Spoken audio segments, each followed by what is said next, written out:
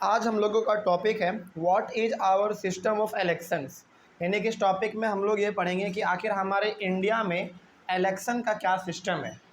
मतलब कि हमारे इंडिया में किस प्रकार से इलेक्शन होता है, इलेक्शन से पहले किन किन बातों का ध्यान रखा जाता है, इन सभी के बारे में हम लोग यहाँ पे बात करेंगे। और सबसे इम्पॉर्टेंट हम लोग इसमें ये देखेंगे कि आखिर इंडिया में कितने लेवल पे इलेक्शन होता है।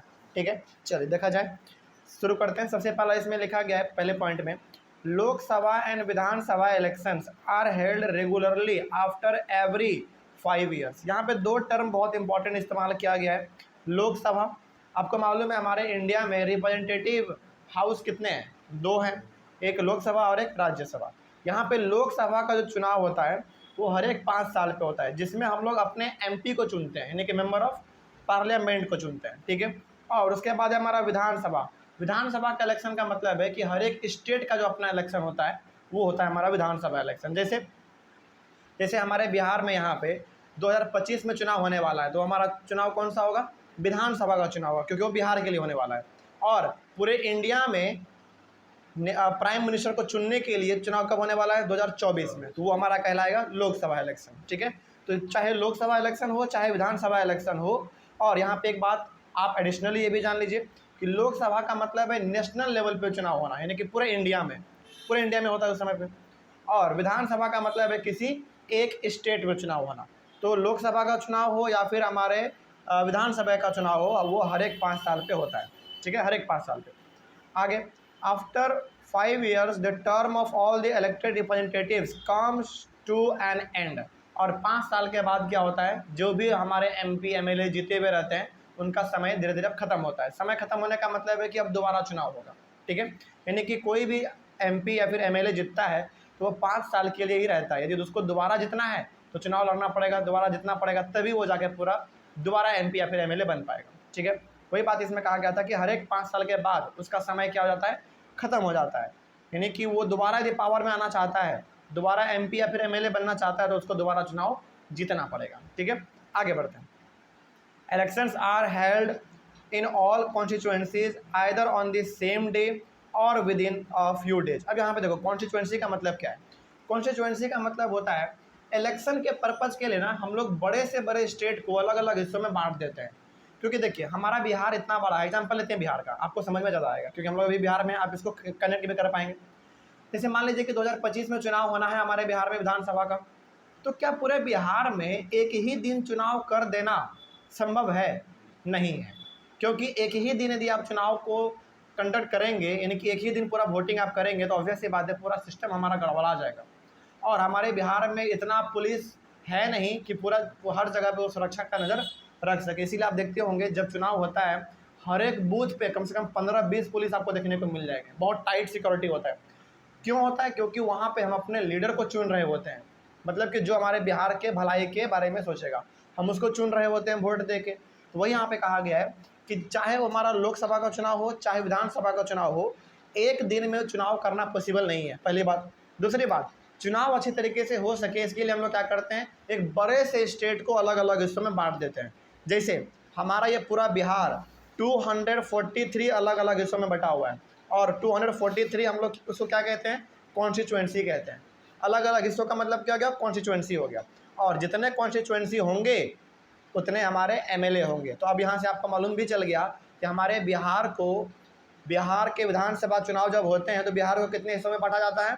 243 हिस्सों में बांटा जाता है, और हर हिस्से से एक ही कोई एमएलए जीतेगा।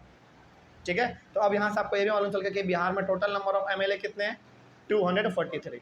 ठीक है, और 243 है तो इससे आप क्या कर लो, आधा से एक वोट बस आप, सॉरी, आधा से एक कॉन्स्टिट्यूएंसी आप एक और जीत लो, आपका सरकार बन जाएगा। ठीक है, ऐसा ही होता है। तो चुनाव को करने के लिए हम लोग अपने बड़े से बड़े स्टेट को क्या कर देते हैं? अलग अलग हिस्सों में बांट देते हैं, उसी को हम लोग कहते हैं कॉन्स्टिट्यूएंसी। हालांकि अभी आएगा हमारे पास और कॉन्स्टिट्यूएंसी के बारे में पढ़ने के लिए। और चुनाव देखो, यदि स्टेट छोटा है तो चुनाव एक दिन में किया जा सकता है, लेकिन यदि स्टेट बहुत बड़ा है तो फिर चुनाव एक दिन में नहीं होता है, सप्ताहों तक चल जाते हैं। जैसे हमारे बिहार में चुनाव कभी भी एक दिन में नहीं होता है, क्योंकि बिहार का पॉपुलेशन बहुत बड़ा है और बिहार स्टेट भी अपने आप में बहुत बड़ा है। तो यहाँ पे चुनाव कम से कम सप्ताह भर तो चलता ही है। ठीक है, जैसे मान लो कि आज हुआ, जैसे भागलपुर में, समस्तीपुर में, मुजफ्फरपुर में, बांका में, अररिया में, यानी कि ये सब जगहों पे यदि आज हुआ तो अगले दिन किसी और ज़िला में होगा, उसके अगले दिन किसी और ज़िला में होगा। बिहार में टोटल 38 ज़िला है, सोचो। तो क्या पूरे के पूरे 38 ज़िला में एक दिन में चुनाव करना पॉसिबल है? पॉसिबल नहीं है। इसीलिए हम लोग उसको अलग अलग दिन में बांट देते हैं, और ये बांटने का काम हम लोग नहीं करते हैं, वो इलेक्शन कमीशन ऑफ इंडिया करता है। ठीक है, आगे, this is called a general election, और इसी को हम लोग कहते हैं जनरल इलेक्शन। जनरल इलेक्शन का मतलब हो गया विधानसभा और लोकसभा के लिए जो हमारा चुनाव होता है हर एक 5 साल पे, इसी को हम लोग जनरल इलेक्शन भी कह देते हैं। हालांकि जनरल इलेक्शन ही हम लोग इसको कहते हैं। Sometimes election is held only for one constituency to fill the vacancy which is caused by death और रिजिग्नेशन ऑफ अ रिप्रेजेंटेटिव। देखो कई बार क्या होता है ना, हालांकि चुनाव तो हम लोग विधानसभा और लोकसभा के लिए करते हैं, लेकिन कई बार क्या होता है किसी कॉन्स्टिट्यूएंसी का एमएलए या फिर एमपी या तो उसका डेथ हो जाता है, या तो वो रिजाइन कर देता है, या फिर कोई और कारण से वो अपना पद से इस्तीफा दे देता है। तो बताइए वो वाला हमारा कॉन्स्टिट्यूएंसी क्या हो गया, खाली हो गया। तो उस कॉन्स्टिट्यूएंसी को स्पेशली भरने के लिए उसको दोबारा वहाँ पे कोई एमएलए को जिताने के लिए या फिर एमपी को दोबारा किसी को वहाँ पे जिताने के लिए चुनाव वहाँ पे दोबारा किया जाता है, क्योंकि वो सीट खाली है। भाई वहाँ के लोगों का बात कौन उठाएगा, कोई ना तो कोई होना चाहिए ना। तो उसको हम लोग कहते हैं बाई इलेक्शन। तो बाई, देखो जनरल इलेक्शन और बाई इलेक्शन में फ़र्क है। जनरल इलेक्शन का सिंपल सा मतलब है जो चुनाव विधानसभा और लोकसभा के लिए होता है हर एक 5 साल पे, उसको हम लोग कहते हैं जनरल इलेक्शन। लेकिन यदि किसी खास कॉन्स्टिट्यूएंसी को भरने के लिए, यानी कि जैसे मान लीजिए कि कोई हमारा कॉन्स्टिट्यूएंसी है, कोई एरिया है, वहाँ का एमएलए क्या हो गया, मर गया, या फिर वो रिजाइन कर दिया किसी कारण से, तो वो क्या हो गया, पद खाली हो गया वहाँ का सीट। तो वहाँ के सीट को भरने के लिए, उस जगह को भरने के लिए, यानी कि वहाँ पे दोबारा एक एमएलए को खड़ा करने के लिए अलग अलग पार्टी अपना कैंडिडेट उतारेगा, जो जीत गया वो एमएलए बन जाएगा। तो जो किसी खास कॉन्स्टिट्यूएंसी को भरने के लिए चुनाव किया जाता है उसको हम लोग कहते हैं बाई इलेक्शन। ठीक है, चलिए आगे बढ़ते हैं। फिर अब हमारे पास है इलेक्टोरल कॉन्स्टिट्यूएंसी। ये क्या होता है, चलिए देखा जाए इसके बारे में। इलेक्टोरल कॉन्स्टिट्यूएंसी क्या होता है? When the country is divided into different areas for purpose of elections, these areas are called electoral constituencies। अब देखिए, जब हमारा चुनाव होगा लोकसभा का, तो लोकसभा का चुनाव का मतलब है पूरे इंडिया में चुनाव होना, समझ आ रही है, क्योंकि हमारे उसमें एमपी को हम लोग चुनते हैं। तो जब इंडिया लेवल पर, अच्छा एक बात बताइए, हमारे इंडियन पार्लियामेंट में टोटल नंबर ऑफ एमपीज कितने हैं? 545। 545। हालांकि उसमें 2-3 हमारे पास एक्सेप्शन है, जिसको कि प्रेसिडेंट डायरेक्टली चुनते हैं।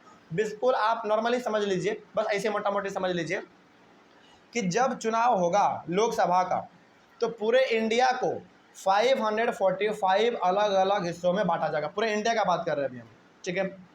545 अलग अलग हिस्सों में इंडिया को बांट दिया जाएगा, और हर एक हिस्से से कोई एक ही एमपी जीतेगा, जिसको हम लोग क्या कहते हैं, मेंबर ऑफ पार्लियामेंट कहते हैं। ठीक है, और हिंदी में हम लोग उसको सांसद कहते हैं, हिंदी में सांसद कहते हैं। तो जब भी लोकसभा का चुनाव होगा उस समय पे इंडिया को 545 हिस्सों में बांट दिया जाएगा। ठीक है, लेकिन जब स्टेट का चुनाव होगा तो उस स्टेट को अलग अलग हिस्सों में बांटा जाएगा। जैसे हर स्टेट को अपने अलग अलग हिस्सों में बांटा जाता है। जैसे बिहार में, जैसे हम लोग बिहार में रहते हैं, तो बिहार का हमको मालूम है कि बिहार में जब चुनाव होगा विधानसभा का, तो बिहार को 243 सीट्स में बांटा जाएगा। उसी प्रकार से बिहार से ज़्यादा बड़ा हमारा उत्तर प्रदेश है, तो उत्तर प्रदेश को और बड़े बड़े कौन से जगहों में बांटा जाएगा, यानी कि वहाँ पर तुमको लगता है लगभग 400 के आसपास है। यानी कि उत्तर प्रदेश को टोटल 400 अलग अलग हिस्सों में बांटा जाता है। उससे भी शायद उसका हमको एक्यूरेट फिगर नहीं मालूम है, लेकिन 400 के आसपास है। ठीक है, कोई डाउट इसमें? तो और यही हमारा कहलाता है इलेक्टोरल कॉन्स्टिट्यूएंसी। इलेक्टोरल कॉन्स्टिट्यूएंसी का सिंपल सा मतलब हो गया, चुनाव के लिए आप क्या करो, अपने कंट्री को या फिर अपने स्टेट को अलग अलग हिस्सों में बांट दो। ठीक है, यही हो गया हमारा इलेक्टोरल कॉन्स्टिट्यूएंसी। और ऐसा क्यों करते हैं हम लोग, बांटने का काम? बांटने का काम इसलिए करते हैं ताकि वहाँ से हमारा कोई एक ही आदमी पहली बात जीते, पहला बात। दूसरा बात, जब हम लोग एरिया को बांट देते हैं ना, तो वहाँ पे चुनाव करना बड़ा आसान हो जाता है। यानी कि सरकार के लिए भी चुनाव करवाना बड़ा आसान हो जाता है, क्योंकि वो तय कर लेता है कि जैसे मान लीजिए हमारे बिहार में टोटल अलग अलग हिस्से कितने हैं, टोटल 243 है। तो एक दिन में कितना हो सकता है, मुश्किल से 50 कर देगा एक दिन में, एक दिन में 60 कर देगा, एक दिन में 40 कर देगा। इस तरीके से चुनाव होता है, तो अच्छी तरीके से हो पाता है। ठीक है, यही हमारा कहलाता है इलेक्टोरल कॉन्स्टिट्यूएंसी। इलेक्टोरल कॉन्स्टिट्यूएंसी को यदि एक लाइन में डिफाइन करना हो तो ऐसे बोलेंगे, जब लोकसभा और विधानसभा के चुनाव के लिए हम लोग अपने इंडिया को या फिर अपने स्टेट को चुनाव के पर्पज़ के लिए अलग अलग हिस्सों में बांट देते हैं, अलग अलग एरिया में बांट देते हैं, तो वही एरिया हमारा कहलाता है इलेक्टोरल कॉन्स्टिट्यूएंसी। ठीक है, और हर एक एरिया से या तो एक एमपी जीतेगा या तो एमएलए जीतेगा। ठीक है, एमएलए कब जीतेगा? जब चुनाव होगा लोकसभा का। एमपी कब जीतेगा? जब लोकसभा का होगा। और एमएलए कब जीतेंगे? जब विधानसभा का होगा। ठीक, चल आगे बढ़ते हैं फिर। The voters who live in that area elect one representative. और जो वोटर का मतलब जो वोट देते हैं, तो जो उस एरिया में लोग रहते हैं उस एरिया वाले ही लोग केवल उसको वोट दे सकते हैं। जैसे मान लीजिए कि हम इस एरिया में रहते हैं, तो हम अपने ही एरिया के रिप्रेजेंटेटिव को वोट देंगे। तो क्या बाहर वाला एरिया वाला आदमी मेरे एरिया में आके वोट दे सकता है क्या? नहीं दे सकता है। बात समझ आ रही है? चल आगे बढ़ते हैं फिर। For Lok Sabha elections the country is divided into 543 constituency. हमने बताया था कितना? 545। और हमने ये भी कहा था कि उसमें 2 जो है ना प्रेसिडेंट के द्वारा डायरेक्ट चुने जाते हैं। तो टोटल कितने हुए फिर? 543 हुए। यानी कि हमारे पूरे के पूरे इंडिया को लोकसभा के इलेक्शन के लिए 543 अलग अलग हिस्सों में बांटा जाता है। ठीक है, आगे बढ़ते हैं। The representative elected from each constituency is called a member of parliament और एन एमपी। और हर एक हिस्से से, यानी कि 543 कॉन्स्टिट्यूएंसी है, तो हर एक हिस्से से जो एक लीडर हमारा जीतेगा उसी को हम लोग कहते हैं मेंबर ऑफ पार्लियामेंट, या फिर आप उसको एमपी भी कह सकते हैं शॉर्ट में। ठीक है, आगे बढ़े फिर। ये तो बात होगा किसके लिए? लोकसभा के लिए। अब बात कर लेते हैं विधानसभा के लिए। देखो, similarly for Vidhan Sabha elections the state is divided into a specific number of constituency. अब देखो यहाँ पे विधानसभा के लिए बिल्कुल कितने हिस्से में इसको बांटना है क्यों नहीं लिखा यहाँ पे? क्योंकि हर एक स्टेट को अपने अलग अलग हिस्सों में बांटा जाता है। अब हमारे इंडिया में कितने सारे स्टेट है भाई? 28 स्टेट्स हैं। यदि सबका यहाँ पे लिखने लगे तो हमारा चैप्टर कितना बड़ा हो जाएगा, और याद रखना भी आपके लिए बहुत मुश्किल हो जाएगा। तो आप केवल कितना याद रख लो, आपके स्टेट को कितने हिस्सों में बांटा जाता है, बस आप उसको याद रख लो। ठीक है, चलिए आगे बढ़ते हैं। तो हर एक स्टेट को विधानसभा के इलेक्शन के लिए अलग अलग हिस्सों में बांटा जाता है। जैसे चूँकि हम लोग अभी बिहार में हैं, तो बिहार को 243 अलग अलग हिस्सों में बांटा जाता है। यानी कि बिहार में टोटल नंबर ऑफ कॉन्स्टिट्यूएंसी कितने हुए? 243 हुए। इसको हम लोग ऐसे भी कह सकते हैं कि बिहार में टोटल नंबर ऑफ एमएलए कितने हुए? 243 हुए। ठीक है, चलिए अब अच्छा हाँ, एक बात और यहाँ पे ऑनलाइन वाले बच्चे, आप लोग जिस स्टेट में रहते हैं उस स्टेट को अपने स्टेट के इलेक्शन के लिए कितने अलग अलग हिस्सों में बांटा गया है, आपके स्टेट को आप लोग एक बार कमेंट करके बताइएगा। जैसे कोई बच्चे यूपी में होंगे तो यूपी को कितने अलग अलग हिस्सों में बांटा गया है उसको आप लोग बताएंगे। उसी प्रकार से मान लीजिए यदि कोई बच्चा है जो कि झारखंड का है, तो झारखंड में जब चुनाव होता है तो उसको कितने हिस्सों में बांटा जाता है, ये लोग आप लोग बताएंगे कमेंट करके। ठीक है, ये आपके लिए टास्क है। आगे बढ़ते हैं। उसके बाद आगे, for Vidhan Sabha election the representative elected from each constituency is called a member of legislative assembly, और सिंपल हम लोग इसको शॉर्ट में एमएलए भी कह देते हैं। तो जब विधानसभा का चुनाव होता है तो हम लोग जो अपने लीडर को चुनते हैं, जो जीतता है, उसी को हम लोग कहते हैं एमएलए, यानी कि member of legislative assembly. Full form इसका ये हो गया, और इसको शॉर्ट में हम लोग एमएलए कहते हैं। आगे, the same principle applies for panchayat यानी कि विलेज एंड म्यूनिसिपल मतलब कि टाउन इलेक्शन। देखो हमारे इंडिया में 3 लेवल पे इलेक्शन होता है। एक नेशनल लेवल पे जिसको हम लोग लोकसभा का चुनाव कहते हैं, एक स्टेट लेवल पे जिसको हम लोग विधानसभा का चुनाव कहते हैं, और तीसरा हमारा हो गया बेसिकली लोकल गवर्नमेंट का, जो कि हमारा पंचायत और टाउन के बारे में होता है, यानी कि म्यूनिसिपैलिटी के लिए होता है, नगर निगम जिसको हम लोग कहते हैं, इसके लिए भी हमारा चुनाव होता है। और ये भी हमारा बिल्कुल सेम तरीके से होता है। ठीक है, आगे, ईच विलेज और town is divided into several wards that are like constituency. अब जब लोकल गवर्नमेंट में चुनाव होगा, लोकल गवर्नमेंट का मतलब क्या? थर्ड लेवल ऑफ गवर्नमेंट में, यानी कि पंचायत और म्यूनिसिपैलिटी के लिए जब चुनाव होता है तो वहाँ पे हिस्सों को अलग अलग वार्ड में बांटा जाता है। जैसे हम लोग अभी पटना में हैं, तो पटना का ये वार्ड नंबर कितना है? वार्ड नंबर ये 20 है। इसका मतलब ये हो गया कि पटना में जब चुनाव होगा म्यूनिसिपल कॉरपोरेशन के लिए, यानी कि पटना नगर निगम के लिए जब चुनाव होगा, तो पटना को अलग अलग हिस्सों में बांटा गया है। और हम लोग पटना के कौन से हिस्से में? 20वें वाले हिस्से में, यानी कि वार्ड संख्या ये हमारा 20 है। तो चाहे गांव हो चाहे शहर हो, वहाँ पे अच्छी तरीके से चुनाव हो सके, इसके लिए हम लोग उसको अलग अलग वार्ड में कन्वर्ट कर देते हैं, बदल देते हैं। ठीक है, और नाम क्या देते हैं? Ward number 1, ward number 2, ward number 3, ward number 4, इस प्रकार से। Each ward elects 1 member of the village और टाउन, और इसमें भी हमारा कोई एक ही मेंबर जीतेगा, जिसको हम लोग ज़्यादा वोट देंगे वही जीत जाएगा। Sometimes constituencies are counted as seats, for each constituency represents 1 seat in the election. अच्छा, कभी कभी आपने सुना होगा ना, इतना सीट जीत गया, उतना सीट जीत गया। सीट का मतलब कुछ नहीं है, सीट का मतलब है कॉन्स्टिट्यूएंसी।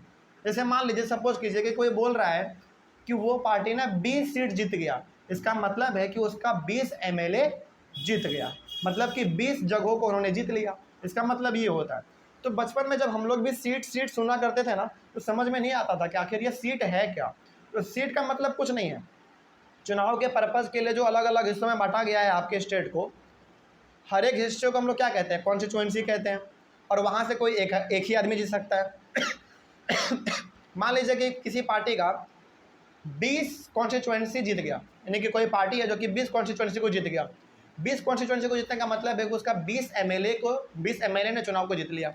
इसका मतलब यहाँ पे हम ये भी कह सकते हैं उस पार्टी ने 20 सीट जीत लिया। ठीक है, तो कॉन्स्टिट्यूएंसी का मतलब सीट ही कहलाता है और इसका बड़ा कोई मतलब नहीं है। आगे फॉर एग्जाम्पल, जैसे एग्जाम्पल के तौर पर देख लीजिए, when we say that a party won 60 seats, it means that the candidate of that party won in 60 constituency। यदि हम कहते हैं कि किसी पार्टी ने 60 सीट जीत लिया, इसका मतलब है कि उस पार्टी ने 60 कॉन्स्टिट्यूएंसी को जीत लिया। ठीक है, और 60 कॉन्स्टिट्यूएंसी को जीता, इसका मतलब कितने एमएलए हो गए उसके, 60 एमएलए हो गए। कोई डाउट इसमें? यही हमारा कहलाता है इलेक्टोरल कॉन्स्टिट्यूएंसीज। कोई डाउट अब इसमें? चलिए आगे बढ़ते हैं। उसके बाद हमारा नया टॉपिक है रिजर्व कॉन्स्टिट्यूएंसीज, यानी कि रिजर्व कर दिया जाता है। देखते हैं इसमें क्या है, लेकिन इसको हम लोग अपने अगले वाले क्लास में देखेंगे, नहीं तो फिर हमारा क्लास थोड़ा लंबा हो जाएगा। थैंक यू वेरी मच, मिलते हैं अगले क्लास में।